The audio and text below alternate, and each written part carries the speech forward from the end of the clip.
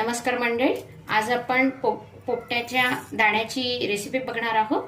सर्वप्रथम आपल्याला एक छान कढई घ्यायची आहे, तेल तापत ठेवायचं आहे। त्याच्यामध्ये 1 चमचा जिरं, 1 चमचा मोहरी छान तडतडू द्यायचं आहे। हे छान तडतडल्यानंतर त्यामध्ये आपल्याला लसणाच्या पाकळ्या टाकायच्या आहेत। लसणाच्या पाकळ्या टाकायच्या आहेत। कांदा एक छोटा काप केलेले छोटे छोटे पीसेस केलेले कांदा टाकायचा आहे आणि एक टोमॅटो टाकायचा आहे। त्याचे पण आपण छोटे काप करून घेतलेले। आता हे छान तेलामध्ये परतवून घ्यायचं आहे। कांदा टोमॅटो छान तेलामध्ये परतून झालेले आहेत। अर्धा चमचा हळद, 2 चमचे तिखट,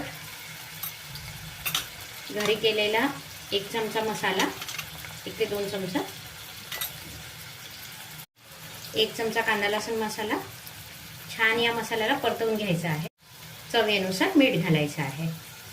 आता छान मसाल्यांना परतवून घ्या आणि मग त्यामध्ये आपल्याला दाणे टाकायचे आहेत। छान परतवून झालेले आहे। आता त्यामध्ये आपल्याला दाणे टाकायचे आहे। दाणे पण छान आपल्याला परतवून घ्यायचे आहेत। एक छोटा गुळाचा खडा आणि अगदी अर्धा चमचा आपल्याला आमचुराची पूड टाकायची आहे। याला छान परतवून घ्यायचं आहे आणि थोडंसं पाणी टाकायचं आहे आणि छान 2 ते 3 मिनिटे या भाजीला वाफ येऊ द्यायची आहे।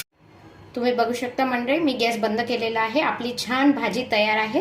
तुम्ही पण करून बघा। माझ्या चॅनलला नक्की सबस्क्राईब करा, लाईक करा आणि आजची रेसिपी कशी वाटली नक्की कमेंट सेक्शनमध्ये कळवा मला। थँक्यू।